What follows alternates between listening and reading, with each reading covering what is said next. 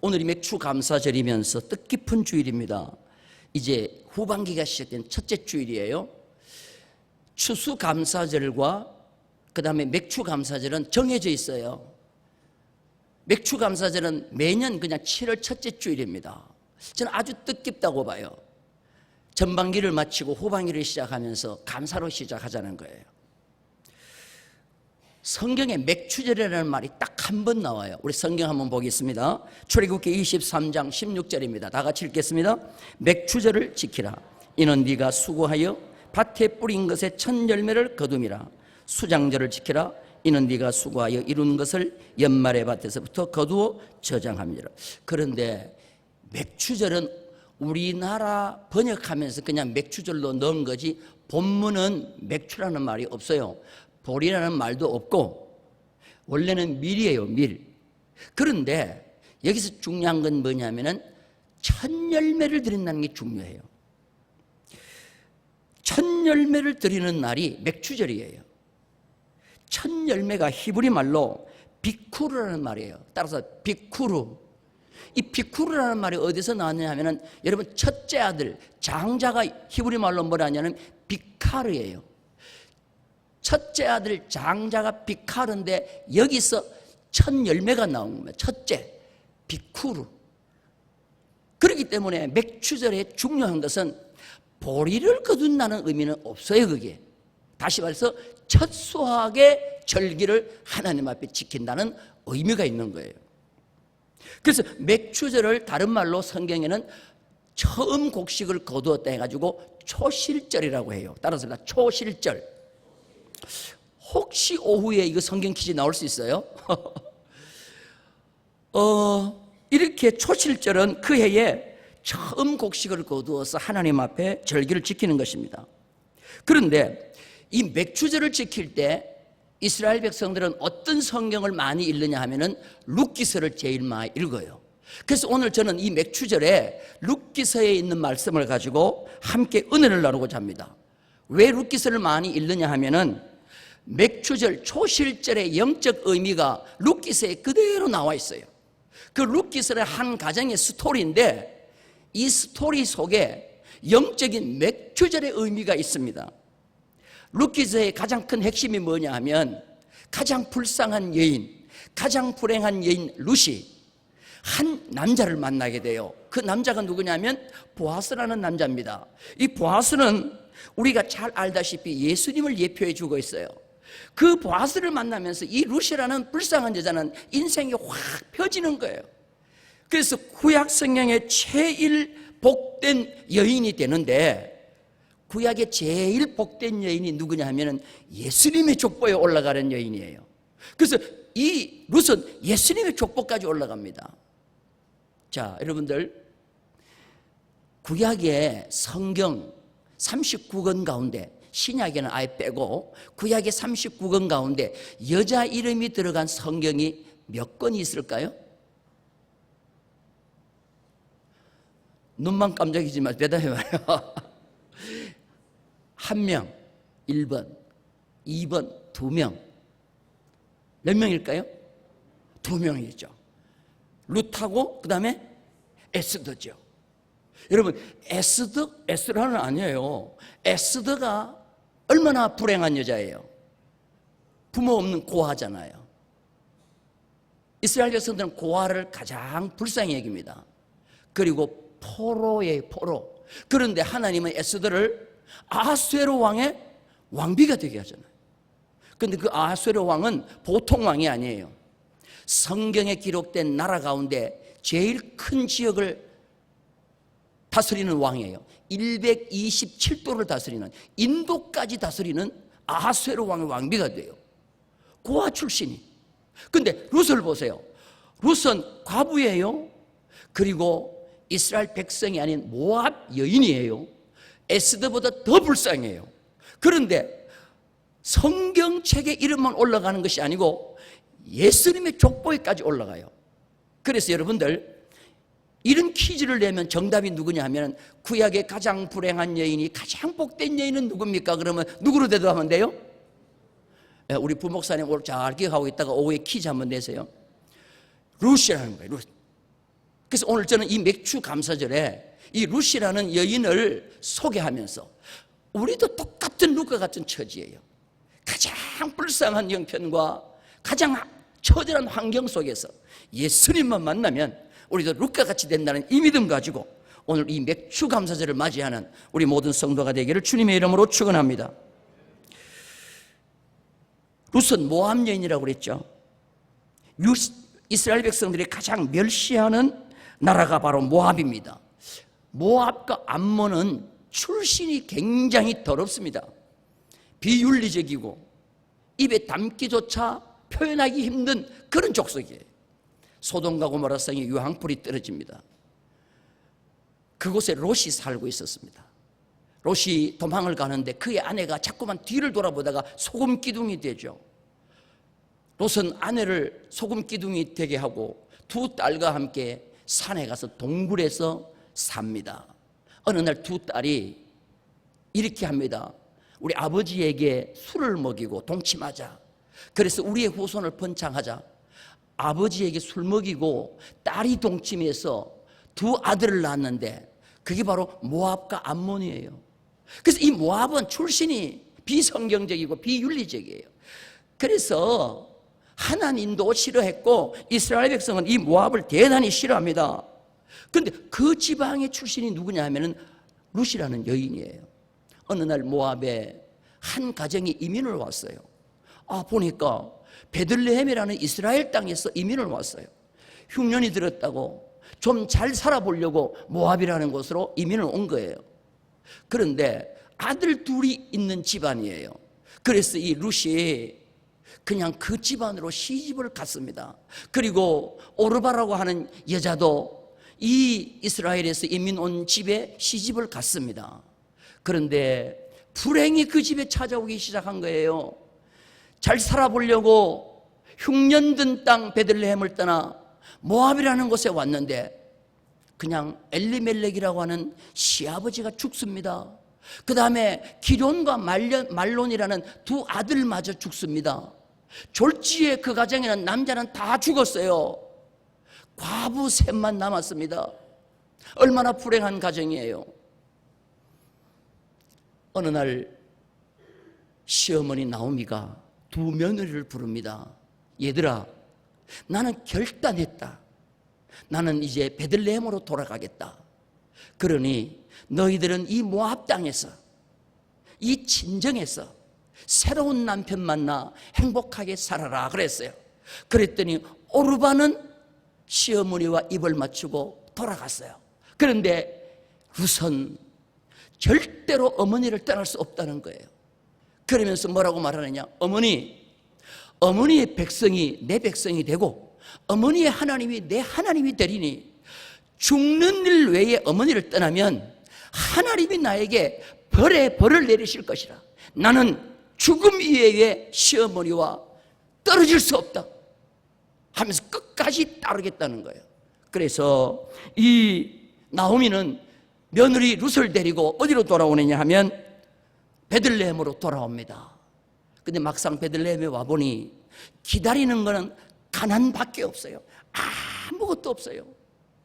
그래서 가나안에 돌아온 이 룻은 시어머니를 공개하고 봉양하기 위해서 이삭을 주우러 밭으로 갑니다. 그래서 시어머니에게 찾아갑니다. 어머니, 제가 오늘 밭에 가서 이삭을 줍겠습니다. 하나님이 나에게 은혜를 주시면 내가 누구를 따라가서 이삭을 줍는데 어머니 허락해 주세요. 그러니까 어머니가 그래요. 내 딸아 갈지어다 그러는 겁니다. 자, 우리 성경 볼게요. 룻기서 2장 2절 말씀입니다. 다 같이 읽겠습니다. 모압 여인 룻이 나오미에게 이르되 원하건대 내가 밭으로 가서 내가 누구에게 이삭을 줍겠나이다 하니 나오미가 그에게 이르되 내 딸아 갈지어다. 근데 여기서 중요한 단어가 하나가 있습니다. 단어가 뭐냐면 은혜라는 단어예요. 따라서 은혜. C.S. 루이스라고 하는 기독교의 대표적인 신학자가 있습니다. 그 신학자가 기독교를 대표하는 한 단어가 뭐냐? 내가 강조하는 것이죠. 기독교를 대표하는 단어가 뭡니까? 은혜라는 것입니다. 내가 은혜를 입으면 누구를 따라가서 이삭을 죽겠나이다. 여러분, 큰 일, 위대한 일, 대통령이 되고 국회의원이 되는 것만 은혜가 아니에요. 비록 가장 작은 일, 이스라엘에서 가장 작은 일이 뭐냐? 이삭 줍는 거예요. 가난한 자가 할 수 있는 최고로 작은 일이 이삭 줍는 일이에요.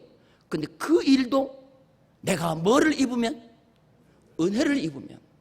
사랑하는 성도 여러분들, 우리 크리스찬은 은혜라는 두 단어를 잊어버리면 안 돼요. 가장 작은 일일지라도 내가 한다고 생각하면 실패해요. 이삭 줍는 것도 은혜가 필요해요. 믿으시면 아멘. 그래서 내가 누구에게 은혜를 입으면 내가 이삭을 줍겠나이다 라고 하는 거예요. 그런데 이 은혜를 사모했던 이 룻에게 하나님이 은혜를 듬뿍 주시는데 누구의 밭으로 인도하느냐 하면은 그 베들레헴에서 가장 부자인 보아스의 밭으로 인도하는 거예요. 자, 우리 성경 한번 보겠습니다. 룻기서 2장 3절입니다. 다 같이 읽겠습니다. 시작. 룻이 가서 베는 자를 따라 밭에서 이삭을 줍는데 우연히 엘리멜렉의 친족 보아스에게 속한 밭에 이르렀더라. 자, 어떻게 이르렀다 그랬어요? 계획하고 이르렀다 그랬어요? 아니면 우연히 이르렀다 그랬어요? 저희 교회는 우연히 집사님이 계셔요. 따라서 우연히. 여러분, 사람의 편에서 보면 우연히 보아스의 밭으로 간 것 같아. 그런데 이거는 하나님의 편에서 보면 우연히가 아니요, 하나님은 절대적인 섭리로 이 룻의 걸음 하나하나를 인도하셔서 보아스의 밭으로 인도해 주신 줄로 믿습니다. 자, 그런데 중요한 것은 뭐냐? 원래 주인은 곡식 뺄 때는 밭에 잘 안 나가요. 추수할 때만 밭에 나가는 겁니다. 그런데 그날따라 이 보아스가 너무너무 밭을 가고 싶은 거예요. 하나님께서 보아스의 마음을 충동한 거야. 빨리 밭에 가서 룻이라는 소녀를 만나라고. 그래서 보아스는 갑자기 생각지도 않았는데 벌떡 일어나더니 밭으로 가는 거예요. 밭으로 가니까 자기 일꾼들은 다 알 거 아니에요. 그런데 일꾼 아닌 예쁜 소녀 하나가, 너무너무 하얀 피부에 너무 아름다운 소녀 하나가 열심히 이삭을 줍고 있는 거예요. 그래서 물었어요. 사환에게 물었어요. 저 소녀는 누구냐? 그랬더니 이 사환이 설명을 하는데, 보아스님, 주인님, 저 소녀는 나오미의 며느리예요. 모압이라는 땅에서 과부된 홀로 된 시어머니 버리지 않고 저 시어머니 따라 베들레헴에 왔는데 가난밖에 없잖아요. 그러니까 저 시어머니를 공양하기 위해서 저 아름다운 처녀의 몸에, 저 아름다운 여자의 몸에 이삭을 죽기 위해서 왔어요. 그런데 이삭을 좀 죽게 해달라고 하기에 주라고 했더니 아침부터 지금까지 쉬지 않고 이삭을 줬는데 너무너무 아름다운 여자예요. 이 이야기를 들은 보아스는 대부분 누구한테로 달려가느냐? 룻에게 달려가는 겁니다. 룻에게 달려가더니 룻에게 부탁을 하는 거예요. 자, 우리 성경 한번 봅니다. 룻기서 2장 8절이에요. 다 같이 읽겠습니다. 시작. 보아스가 룻에게 이르되 내 딸아 들으라. 이삭을 죽으러 다른 밭으로 가지 말며 여기에서 떠나지 말고 나의 소녀들과 함께 있으라. 와, 이 보아스가 첫 번째 이 룻에게 부탁하는 말이 뭐냐면은, 따라서 합시다. 다른 밭으로 가지 말라. 따라서 합시다. 여기서 떠나지 말라. 내가 너를 책임지겠다는 거예요. 내가 너의 모든 것을 책임질 테니 이 밭에 있어라. 그리고 여기서 떠나지 말라. 이삭을 줍기 위해서 다른 밭에 갈 필요 없다. 내가 너의 모든 것을 책임지겠다는 거예요. 서론에서 제가 말씀드렸듯이 이 보아스는 예수 그리스도를 잘 예표해 주고 있습니다. 보아스의 밭은 예수님의 밭이에요. 예수님의 밭은 오늘 교회를 말하는 줄로 믿습니다. 그래서 오늘 예수 그리스도를 믿는 사람들은 예수님의 몸인 교회만 떠나지 않으면 돼요. 교회 떠나지 않고 교회 그대로 있으라. 다른 밭은 뭐냐? 이단이요, 다른 교단이에요, 다른 종교예요. 다시 말해서 다른 이로서는 구원을 얻을 수 없나니 천하 인간에게 구원을 얻을 만한 다른 이름을 우리에게 주신 일이 있다 없다? 없다. 할렐루야. 다른 밭으로 가지 마라. 그리고 여기서 떠나지 마라. 아무리 가난이 있고 아무리 희망이 보이지 않고 아무리 미래가 암담하더라도 예수님에게만 붙어 있으면 내가 너의 인생을 책임져 주겠다. 오늘 이 말씀이 바로 다른 밭으로 가지 말라 하는 겁니다.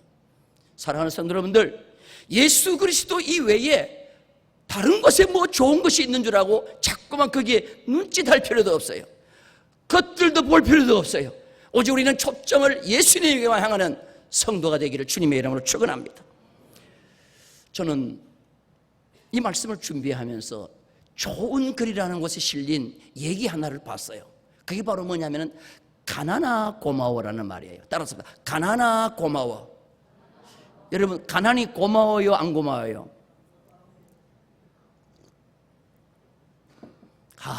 제발 좀 가난에서 벗어났으면 좋겠죠? 그래서 우리나라가 전쟁 지나고 너무너무 가난했죠. 그래서 우리나라가 부른 노래가 뭐예요? 잘 살아보세요. 가난의 소중함을 모르면서 잘 살면 잘 사는 게 오히려 나를 망쳐요. 그래서 여러분들, 성공도 망치는 성공이 있어요. 망치는 성공, 성공이 다 좋은 게 아니에요. 자세가 잘못된 사람은, 신앙관이 잘못된 사람은 성공이 자기를 망쳐요.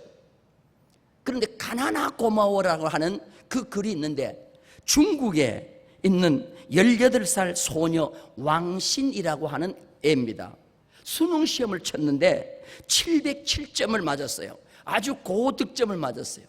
그리고 중국에서 제일 좋은 대학인 북경대학에 합격을 했어요. 그런데 성적도 좋았지만 왜 북경대학에 장학생으로 들어갔느냐 하면은 가난아 고마워라고 하는 논술 때문에 그런 거예요. 자기가 지금까지 겪은 과거의 삶을 가난아 고마워로 적었는데 그것이 모든 교수들의 마음뿐만 아니라 중국에 있는 모든 사람들의 마음을 울렸어요. 이 소녀는 가난한 시골에서 태어났습니다. 땅이 없어요. 그러니까 아버지가 땅이 없으니까 저 도시에 나가가지고 돈을 벌어서 고향으로 보내지는데 그것 가지고 겨우겨우 살아가는 거예요. 그런데 가난이 주는 슬픔을 8살 때 경험합니다. 할머니가 아픈데 돈이 없는 거예요. 그러니까 돌아가셨어요. 그때 가난이 주는 슬픔을 경험했어요. 그리고 엄마는 집안에 있는 사람들이 버린 옷을 주워다가 깨끗이 세탁해가지고 끼워가지고 애들한테 입히는 겁니다. 그러면서 교육을 시키는 거예요. 옷은 예뻐 보이려고 입는 것이 아니라 깔끔하고 따뜻하면 되는 거야 라고 하면서 그 옷을 끼워다 입히는 거예요. 그리고 그 어머니는 옷 하나를 가지고 20년 동안 계속 입는 거를 이 어린 딸이 보는 거예요. 그리고 절대로 옷 사달라, 신발 사달라는 소리를 안 하는 거예요. 학교에서 교복을 사면 졸업할 때까지 3년 계속 그걸 입는데 학교에서 애들이 놀리는 거예요. 그러면 이 애는 이렇게 대답합니다. 인생은 다른 사람에게 보이기 위해서 사는 것이 아니야. 이게 어린 왕신이의 마음속에 있는 거예요. 인생은 남에게 보이기 위해서 사는 것이 아니야. 나는 우리 청소년들이 이런 마음을 좀 가졌으면 좋을 것 같아요. 여러분들, 가난 속에 떨어진 옷을 입고 남난 옷을 입으면 요사이 같은 청소년들은 뭐 합니까? 그냥 가출해버려요. 그런데 아니에요. 가난의 소중함을 알았어요. 학교를 가는데, 먼 거리를 가는데 교통비가 없어요. 그 집의 유일한 교통수단이 자전거인데 어머니가 앞에 하나 뒤에 하나 두 딸을 태워가지고는 3년 동안 개근을 하는 거예요. 눈이 와서 자전거가 안 가면 손을 잡고 등교 하교를 하면서 하늘의 별을 보고 꿈을 꾸고 대화를 하면서 행복하게 학교를 가고 오고 하는 거예요. 그러면서 그가 가난을 통하여 진정한 행복을 깨달았다고 하면서 글을 쓴 내용을 제가 읽어드릴게요. 가난아 고마워. 비록 너로 인해 나의 자존심은 상처를 입기도 했지만, 사랑하는 가족을 일찍 하늘나라로 보내기는 했지만, 그래도 나는 가난아 고마워. 왜냐하면 너로 하여금 나는 진정한 행복과 만족이 무엇인가를 깨달았어. 이게 18살 아이의 가난아 고마워의 글이에요. 가난아 고마워. 너로 인해 나는 자연의 신비와 아름다움과 접할 수가 있었고, 하늘이 주는 은혜와 축복을 맛볼 수가 있었어. 가난아 고마워. 너로 인해 교육과 지식의 힘을 내가 알게 되었어. 진리와 지혜의 빛은 내 영혼의 깊은 안개의 침투에 나의 어리석고 무지한 마음을 밝혀주었어. 중국은 사회주의 때문에 신앙을 못 집어넣기 때문에 하나님을 몰랐지. 여러분, 이 애는 예수 그리스도만 소개했지만 예수 그리스도를 철저하게 믿을 애예요. 할렐루야. 가난아 고마워. 이 글이 온 중국의 SNS로 퍼지기 시작했어요. 그리고 북경대학에서 가난하다는 걸 알고 졸업할 때까지 등록금을 다 대주기로 했어요. 할렐루야. 따라서 할 때 가난아 고마워. 루시 시어머니를 따라 베들레헴에 왔는데 이삭을 줍지 않았다고 하면 보아스를 어떻게 만날 수가 있겠어? 루스의 삶이 가난이 아니었다면 어떻게 보아스를 만날 수 있겠어? 가난이 루스에게는 고마운 거예요. 이삭을 죽으러 가는 길이 고마운 거예요. 그 길을 갔더니 주님이 루스를 보아스를 만나게 해 주신 줄로 믿습니다. 힘들고 어렵다고 원망 불평하고 그냥 가출하고 그런다고 인생이 바뀌어지는 게 아니라는 거지. 가장 내 좋은 환경 속에서 내가 살아갈 수 있는 유일한 길은 이삭 줍는 길밖에 없다고 하면, 그래도 그 길을 감사하게 나아갈 때, 그리고 주님의 은혜를 구하면서 나아갈 때, 주님은 우리의 인생을 주님에게로 인도하셔서 가장 복된 삶을 살아갈 수 있도록 인도해 주실 줄로 믿습니다. 이런 역사가 이 맥추절에 있기를 주님의 이름으로 축원합니다. 그래서 맥추 감사절 때, 초실절 때 이스라엘 백성들은 룻기스를 모두 읽는 거예요. 이 보아스는 곡식을 베는 일꾼들에게 부탁을 합니다. 어떤 부탁을 하냐면 명령을 내려요. 자, 우리 성경 봅니다. 2장 9절, 룻기스 2장 9절 다 같이 읽겠습니다. 그들이 베는 밭을 보고 그들을 따르라. 내가 그 소년들에게 뭐예요? 명령하여 너를 건드리지 말라 하였느니라. 목이 마르거든 그릇에 가서 소년들이 길어온 것을 마실지니라 하는지라. 그 일하는 일꾼들에게 보아스가 뭐라고 했느냐? 룻은 누구든지 건드리지 말라는 거예요. 이 건드린다는 말이 그냥 슬쩍 건드린다는 소리가 아니에요. 히브리 말로 나가라는 말인데, 이 나가라는 말은 뭐냐면 함께 눕는다는 뜻이에요. 함께 눕는다. 여자와 함께 눕는다는 말이 무슨 말이에요? 겁탈한다는 말이에요. 일꾼들에게 이 소녀를 절대로 건드리지 말라는 거예요. 강력한 보아스가 이 여인을 지켜주는 거예요. 남편 없어요. 홀로 된 시어머니밖에 없어요. 어떻게 보면은 어미 잃은 새끼가 하이에나가 우글대는 밀림에 던져진 것과 똑같아. 그런데 어느 날 사자와 같은 왕 보아스가 나타나더니 모든 하이에나와 같은 일꾼들에게 노타치. 우선 이제는 내가 지킬 거야. 할렐루야. 이 세상에 1000만년이 나를 지켜줘도 예수 그리스도가 나를 지켜주는 것이 가장 강력한 힘인 줄로 믿습니다. 그러니까 이 룻이 보아스에게 나는 이런 대접을 받을 수 없는 이방 여인입니다. 근데 나에게 어떻게 이런 은혜를 베풀어 주십니까? 이 룻은 맥추절에 초실절에 곡식을 베는 보아스의 밭에 갔다가 상상을 초월할 놀라운 은혜를 이 보아스로부터 얻는 거예요. 오늘 이 맥추절에 이 충무 예배당에서 예배를 드리는 우리 모든 성도들에게 룻이 보아스를 통하여 누렸던 이 은혜 동일하게 누리는 역사가 있기를 주님의 이름으로 축원합니다. 그러면서 보아스를 마음껏 칭찬해줘요. 이 룻이 보아스를 칭찬해 줍니다. 자, 어떤 칭찬하는가 볼까요? 11절 12절 다 같이 읽겠습니다. 시작. 보아스가 그에게 대답하여 이르되 내 남편이 죽은 후로 네가 시어머니에게 행한 모든 것과 내 부모와 고국을 떠나 전에 알지 못하던 백성에게로 온 일을 내게 분명히 알려졌느니라. 여호와께서 네가 행한 일에 보답하시기를 원하며 이스라엘의 하나님 여호와께서 그의 날개 아래에 보호를 받으러 온 내게 온전한 상 주시기를 원하노라. 이렇게 룻에게 보아스가 복을 빌어주고 그의 선행을 인정해 줍니다. 그러니까 룻은 항상 하는 말이 뭐냐? 내가 당신에게 은혜 있기를 원합니다. 함 따라서 내가 당신에게 은혜 있기를 원합니다. 여러분, 이 맥추절은요, 어떤 분은 이렇게 해요. 맥추절 안 지켜도 된다. 왜? 우리는 보리농사 안 줘. 그러니까 보리농사 수확을 안 하니까 안 지켜도 된다. 왜 번역을 이 맥추를 해갖고 그런 소리를 듣는지 모르겠어요. 원래는 초실절이요, 첫 열매 수확이요. 이거는 이런 놀라운, 룻이 보아스에게 이런 놀라운 은혜를 받는 절기라는 것입니다. 여러분, 이 절기의 진정한 의미를 여러분이 기억하기를 주님의 이름으로 축원합니다. 내가 예수 그리스도를 만나서 첫 번째 은혜를 받아서 그것 감사하는 절기가 맥추절이요, 초실절이요. 이해되면 아멘?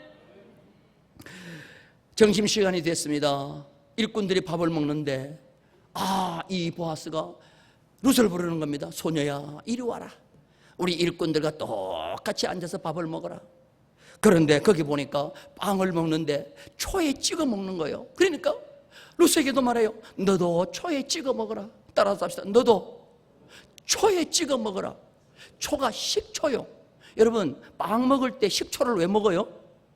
그래서 내가 또 연구를 했지 않습니까? 보니까 이 식초가 강력한 항생제예요. 그래서 이걸 먹을 때 부작용이 안 생기는 거예요.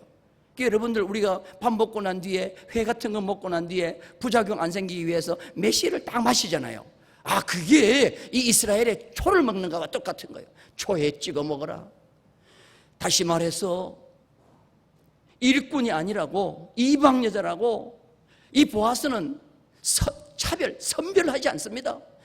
차별하지 않아요. 똑같이 대우를 해주는 겁니다. 그랬더니 이 룻은 그 보아스의 밭에서 이삭 주우러 갔다가 이삭만 줍지 않고 배불리 먹고 남았더라 그랬어요. 한번 따라서 배불리 먹고 남았더라. 사서 먹어도, 돈이 있어 사서 먹어도 이만큼 못 먹을 그 정심을 보아스를 만나니까 배불리 먹고 남았더라 그랬어요. 식사를 다 마치고 난 뒤에 일꾼들에게 얘기합니다. 얘들아, 오늘 저 룻이 이삭을 줍는데 많이 줍도록 곡식단에서 일부러 막 뽑아버리라는 거예요. 와, 이거는 감당할 수 없는 은혜예요.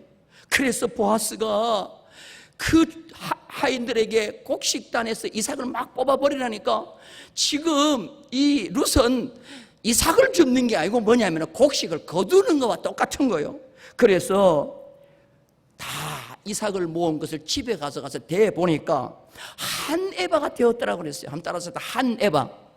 한 에바는 쉽게 얘기해서 10명이 먹을 수 있는 식량이에요. 여러분, 이삭 주우면, 한 사람이 주우면 2사람 먹으면 많이 주어요. 그런데 10명이 먹을 양식을 이삭을 주어서 얻은 줄로 믿습니다. 할렐루야. 이게 바로 맥추절에, 초실절에 룻이 보아스 밭에서 얻은 은혜요. 저는 오늘 이 맥추절을 잘 지킴으로 말미암아, 이 초실절을 잘 지킴으로 말미암아 예수 그리스도 안에서 우리 모든 충무교회 성도들이, 오늘 이 자리에 오신 성도들이 이 룻이 받았던 이 은혜를 동일하게 받기를 주님의 이름으로 축원합니다. 그리고 다 생략하고 마지막에 룻기서 4장에 보면은 이 보아스와 룻이 뭐 하죠? 결혼을 합니다. 할렐루야. 그리고 아기를 낳았는데 그 아기가 오벳인데, 이 오벳이 다윗 왕의 할아버지요. 그러더니 자동적으로 이 룻이 어디로 올라가요? 예수님의 족보에 올라간 줄로 믿습니다. 구약의 가장 큰 복이 예수님의 족보에 올라가는 거예요. 메시아의 족보에 올라가는 여자예요. 그런데 거기에 이방 여인 룻이 올라간 줄로 믿습니다. 할렐루야. 저는 이 말씀을 준비하면서 너무너무 은혜를 받았어요. 그래, 우리가 이 초실절에 받을 은혜는 루시 받았던 은혜다. 이 은혜, 이 축복, 예수님을 통하여 받는 후반부에 계속 이어지는 그런 은혜가 있기를 주님의 이름으로 축원합니다.